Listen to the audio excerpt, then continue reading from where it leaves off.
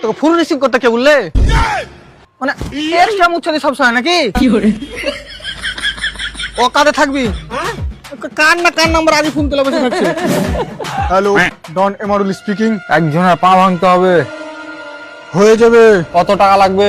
7 লাখ টাকা লাগবে। বাপ রে, 7 লাখ আর পা অ্যাসিডে ভরে গলাবি নাকি?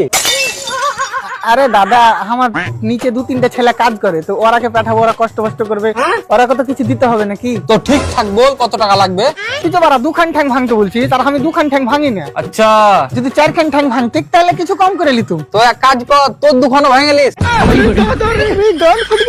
থাকে ভাই, 2খানি ভাঙবো। তো বল কত টাকা লাগবে। চল যা, তোর না আমার 2 লাখ টাকা দিস। তুই 70 টাকায় করবি কি? আর আলাদা করে 30 টাকা দিবা কি? হ্যাঁ ঠিক আছে, যা দিব। তাহলে ঠিক আছে।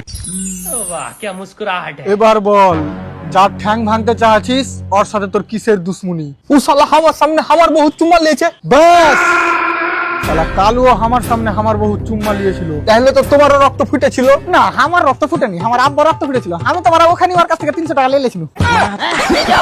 আবে মাত্র 300 টাকায় তোর বহুর ইজ্জত বিক্রি করে দিলি। আবে না, সকালে তো আরো 70 টাকা লিয়েছিল।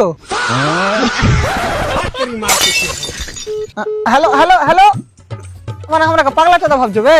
ধর। अरे बाप रे। আবার তুই টাকা আছিস কেন?